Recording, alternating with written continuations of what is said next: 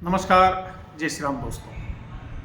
हमारे देश में भी एक धर्म की आंधी आई हुई है। युवा से लेकर माताएं, बहनें, बुजुर्ग, आशीर्वाददाता सभी के कहीं ना कहीं अपने धर्म में भाव बढ़ा है, धर्म में रुचि बढ़ी है और उसका फायदा उठाते हुए कुछ लोगों ने अपने आप को धर्माधिकारी साबित कर लिया है। वो मठाधीश बनकर बैठ गए हैं और खुद को भगवान समझने लगे हैं। कोई पर्ची वाले बाबा हो गए हैं तो कोई आंखों के अंधे बाबा हो गए हैं और वो उनका काम बस यही है जहर घोलना। क्योंकि आज का जो सब्जेक्ट है वो धर्म हो गया है और धर्म का जो नशा है जब व्यक्ति पर चढ़ जाता है तो सारे नशों को फेल कर देता है। धर्म का नशा आदमी के सिर चढ़कर बोलता है और उसी का फायदा ये जो ढोंगी पाखंडी लोग हैं ये उठा रहे हैं। कोई मंदिर का पुजारी है वो अपने आप को भगवान समझने लगेगा, कोई देवरे का भोपा है वो अपने आप को भगवान समझने लगेगा, कोई पर्ची वाले बाबा है, कोई अंधे बाबा है, कोई दवाई बेचने वाले बाबा हो गए और सब अपने आप को भगवान समझ रहे हैं। और इसको बढ़ाने में अगर किसी का हाथ है तो राजनेताओं का और बड़े लोगों का है। क्योंकि अगर कोई बड़ा नेता जो है वो किसी मंदिर के पुजारी के, किसी ढोंगी के, किसी पाखंडी के पाँव छूता है और जब उसका वीडियो सोशल मीडिया पे जाता है तो लाखों लोग उसको देखते हैं, उसको फॉलो करते हैं और वो भी उसके भक्त हो जाते हैं। और फिर क्या करते हैं कि बड़े बड़े पंडाल लगाते हैं गुरु पूर्णिमा के दिन और वहाँ पर बड़े बड़े भंडारे रखते हैं और हजारों की संख्या में लोग वहाँ आते हैं और उनको गुरु दक्षिणा देते हैं। जबकि गुरु दक्षिणा का भी एक अपना महत्व है कि जीवन में एक गुरु बनाया जाए। लोग क्या करते हैं कि इस बार इनको गुरु बना लिया, इस बार उनको गुरु बना लिया और ये जो गुरुओं की दुकानें ये बढ़ती जा रही है। और धर्म का जो नशा है ये आदमी के सिर चढ़कर बोलता है। दुनिया के सारे नशे फेल हो सकते हैं लेकिन जो धर्म का नशा होता है वो कभी नहीं उतरता है और लोगों के दिमाग में अभी धर्म का नशा चढ़ा हुआ है। और ये जो लोग हैं जो अपने पाखंड की दुकानें खोलकर बैठे हुए हैं ये उनका फ़ायदा उठा रहे हैं। यह जहर बोलने में कहीं पीछे नहीं रह रहे हैं और इनको भी राजनीतिक चस्का चढ़ गया। भाई साधु के लिए तो सब समान होना चाहिए। जो साधु है, प्रेम जब अनंत हो गया तो रोम रोम संत हो गया, आत्मा तो बन गई मंदिर मेरी और मंत मेरा महंत हो गया। जब व्यक्ति साधु हो जाता है, संत हो जाता है, वैराग्य ले लेता तो उसको किसी से मोह होना ही नहीं चाहिए। क्योंकि हमारी जो आश्रम व्यवस्था है वो इसी आधार पर बनी कि 1 से 25 साल तक बालकाल मान करके व्यक्ति अपना जीवन जीता है, पढ़ाई करता है, ये करता है, यज्ञोपवीत करता है। 25 से 50 तक उसका विवाह हो जाता है, भरण पोषण करता है। फिर वानप्रस्थ आश्रम आ जाता है। वानप्रस्थ मतलब वन रहना नहीं, लेकिन व्यक्ति अपने परिवार को छोड़ करके पूरे समाज के बारे में सोचने लगता है और उसके लिए काम करता है। और फिर आ जाता है संन्यास आश्रम। जो व्यक्ति परिवार, समाज सब छोड़ करके सन्यासी हो जाता है, उसका किसी से कोई मतलब नहीं होता है। प्रेम जब अनंत हो गया तो रोम रोम संत हो गए। फिर उसका मन जो होता है वो संत हो जाता है और वो समाज के लिए। पर हमारे यहाँ जो शादीशुदा है जिनकी दो 3 पत्नियां हैं, कोई कई महाराज बलात्कार में ट्रेप हो रहे हैं, ऐसे लोग भी संत हो गए और उन्हें ऊंची देते हैं नेता लोग। ये बड़े बड़े कथाएं करवाते हैं और वहाँ जाकर के गुरुदेव और संत करते हैं। और जब हजारों भक्त जो देखते हैं वो सोचते हैं यार इतने बड़े नेताजी के गुरु हैं तो अपने भी गुरु रहेंगे, कुछ ना कुछ होगा। और इन संतों का भी एक सिस्टम है कि इनकी कथा कोई भक्त बेचारा अगर 7 दिन तक सुन रहा तो उसको ऊपर ये ध्यान नहीं देंगे। लेकिन जब कोई नेताजी आ जाएंगे तो व्यासपीठ से उसको माला पहनाएंगे और उसके बड़े भाषण देंगे कि बड़े नेताजी भक्त आदमी और ये है। उसको बढ़ाना चढ़ाने का काम। कुल मिलाकर ये संत नहीं, मेरे हिसाब से बड़वे भाट होते हैं। क्योंकि इनको सिर्फ भक्ति से कोई काम नहीं है, इतनी दुकान चलाते हैं।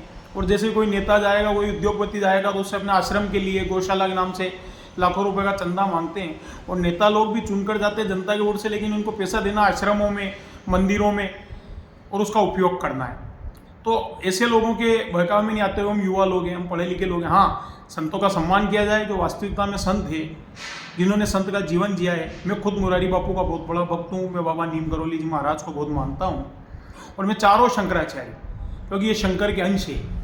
जगत गुरु शंकराचार्य के जो 4 मठ है और उन आजकल शंकराचार्य जी को गालियाँ दी जा रही है क्योंकि वो सत्य बोलेंगे। शंकराचार्य की कोई पार्टी नहीं होती है, उन्हें जो लगता है वो बोलते हैं। तो वो जब सच बोलते हैं तो आजकल फेसबुक के यूट्यूबर, व्हाट्सएप वाले अज्ञानी शंकराचार्य के बारे में अनशन लिखते हैं।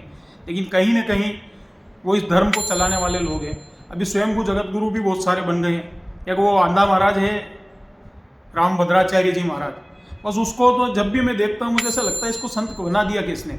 बड़ा ही कपटी किस्म का इंसान है, मन में कपट ही भरा हुआ है, वो बातें भी कपटी करता है।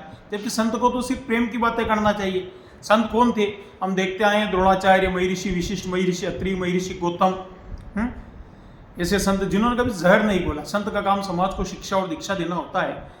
लेकिन कोई बागेश्वर महाराज आ गए, वो पर्चा निकाल रहे हैं। मतलब ये खुद को बड़े भगवान से बड़े समझ रहे। भगवान ने जो तय किया है ये बताना चाहता है कि हम भगवान से भी बड़े ज्ञाता है, हमको भगवान से भी ज़्यादा पता होता है। कई आश्रम हो गए, कई धाम हो गए हैं।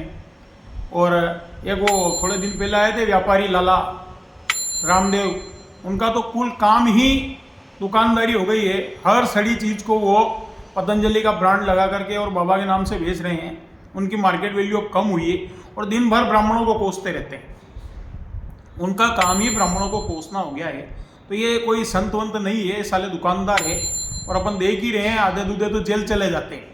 क्या होगा कि जब पाप का बड़ा बढ़ता है तो ईश्वर कहीं ना कहीं उनकी व्यवस्था कर देता है। तो ऐसे आंधिया रामभद्राचार्य, रामदेव लाला, ये बागेश्वर धाम और ऐसे कई भी, वो एक पंडित जी और बहुत पैसे लेते हैं कथा के, शिव पुराण करते हैं, वो सीहोर वाले महाराज। इन लोगों का काम ही सिर्फ लोगों का जेब खाली करवाना धर्म के नाम से। उन्हें पता है कि धर्म एक ऐसी चीज़ है जिसका कोई विरोध नहीं करेगा। कोई धर्म का विरोधी करेगा तो लोग उसे धर्म विरोधी और वो मुसलमान कहने लग जाएंगे।